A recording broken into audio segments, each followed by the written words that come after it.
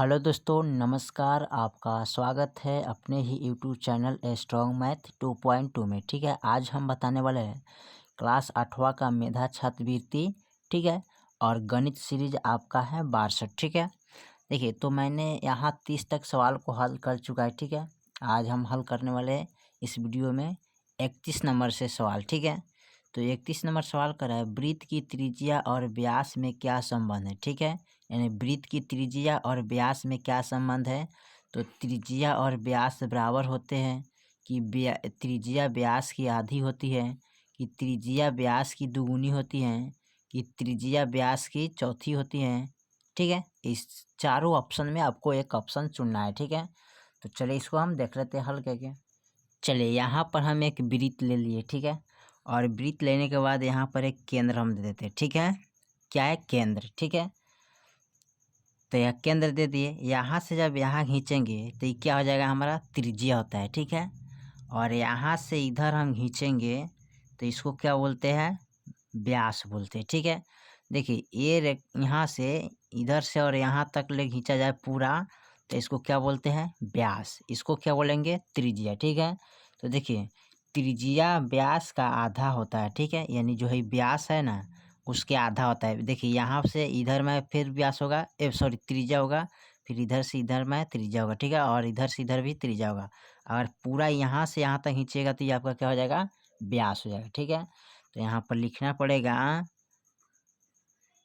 त्रिज्या व्यास का, त्रिज्या व्यास का क्या होता है, आधा होता है। ठीक है, यानी हाफ। देखिए तो व्यास का ही आधा है, चाहे इसको मान लीजिए यहाँ से ये पर से ये में क्या हो गया, आधा हो गया। ठीक है, चलिए सवाल नंबर हम 32 को देखते हैं। 32 में क्या कह रहा है, देखिए 32 नंबर सवाल हमारा दिया है, कह रहा है कि वृत्त के केंद्र से जाने वाला रेखा जो परिधि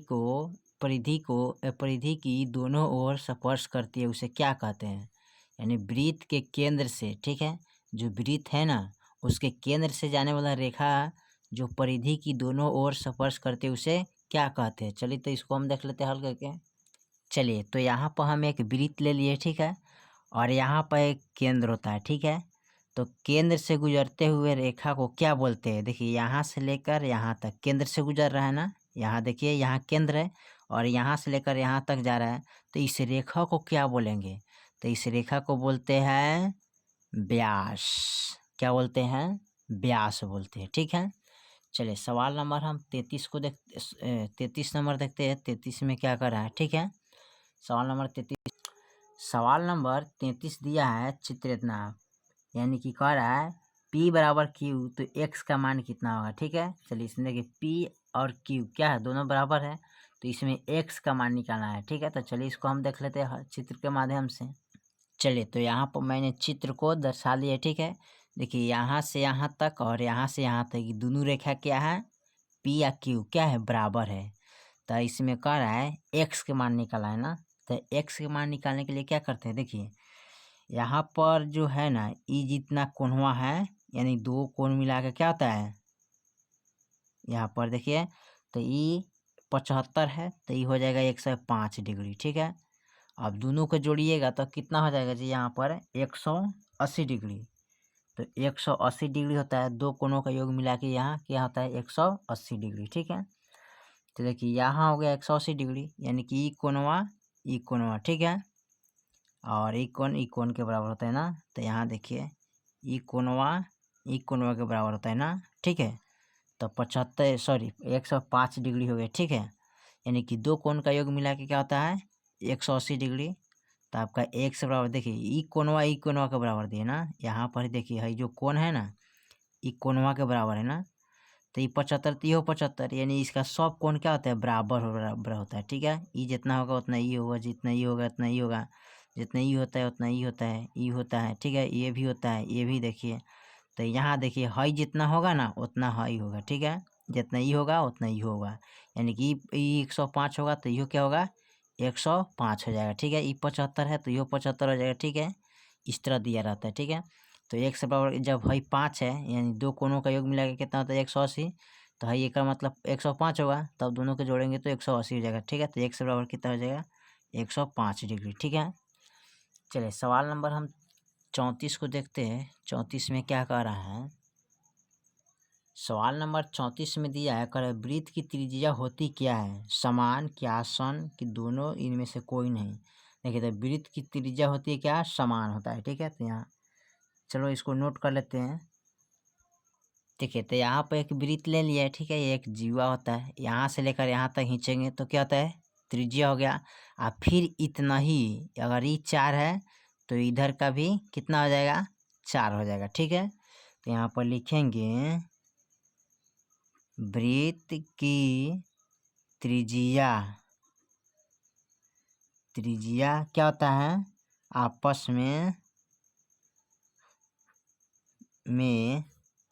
बराबर होता है,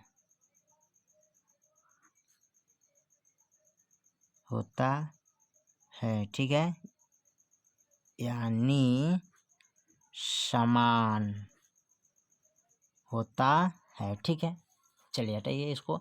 चलिए सवाल नंबर हम 35 को देखते हैं। 35 में क्या कर रहा है सवाल नंबर हमारा, ठीक है 35 नंबर सवाल कर रहा है, 70 का संपूरक कौन होगा इसमें, बताइए 130, 120, 110 डिग्री कि 100 डिग्री। ठीक है, तो चलिए इसको हम देख लेते हैं। संपूरक माने क्या होता है, 180। ठीक है, तो देख लेते हैं इसको। देखिए तो यहाँ पर कह रहा है 70 का संपूरक क्या होगा, तो यहाँ पर लिखेंगे चूँकि हम जानते हैं कि संपूरक बराबर क्या होता है 180 डिग्री। ठीक है, तो यहाँ पर लिख सकते हैं 180 डिग्री, अब माइनस क्या लिखेंगे 70 डिग्री। अब घटाइए, 0 हो गया, 8 में 7 गया, 1 और 1 यानी कि 110 डिग्री। ठीक है, यही आपका फाइनल आंसर हो जाएगा। ठीक है, चलिए सवाल नंबर हम 36 को देखते हैं। 36 में क्या कर रहा है, सवाल नंबर 36 कर रहा है, इनमें न्यू कोण कौन है। ठीक है, न्यू कोण किसको बोलते हैं, 90 डिग्री हो गया, 72 डिग्री, 91 डिग्री, 105 डिग्री। ठीक है, तो न्यू कोण किसे बोलते हैं, जो 90 डिग्री से छोटा होता है उसको क्या बोलते हैं, न्यू कोण बोलते हैं। ठीक है, तो चलिए इसको नोट कर लेते हैं। तो इसमें कौन हो जाएगा आपका, ऑप्शन 2 हो जाएगा। ठीक है, अब देखिए यहाँ पर हम लिखे, चूँकि हम जानते हैं कि 90 डिग्री से जो कोण छोटा होता है उसे हम क्या बोलते हैं, न्यून कोण बोलते हैं। ठीक है, तो देखिए 90 डिग्री का यहाँ पर पूछा है। ठीक है, कह रहा है कथी, इसमें से 90 डिग्री ना, तो 90 डिग्री का अथी, इसमें 90 के बराबर यानी कि न्यू कोण कौन होगा। ठीक है, इसमें कौन, न्यू कोण कौन होगा। ठीक है, तो एक 90 दिया था, यानी कि 90 से छोटा क्या है 72 डिग्री। तो 90 से जब 72 छोटा है तो आपका 72 क्या हो जाएगा, न्यून कोण हो जाएगा। ठीक है, तो यहाँ पर लिख सकते हैं न्यून कोण।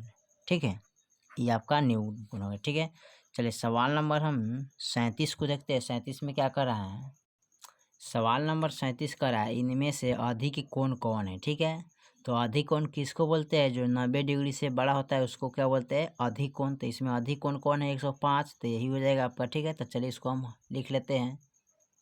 चलिए तो यहाँ पर लिख लिए हम, चूँकि जानते हैं कि जो कोण 90 डिग्री से बड़ा होता है उसे हम उसे क्या कहते हैं, अधिक कोण कहते हैं। ठीक है, जैसे मान लेते हैं ये 90 डिग्री हो गया बराबर 105 डिग्री। ठीक है, तो 90 से 105 क्या है, बड़ा है, तो आपका 105 क्या हो जाएगा, आंसर हो जाएगा, यानी कि अधिक कोण हो जाएगा। ठीक है, चलिए सवाल नंबर हम 38 को देखते हैं।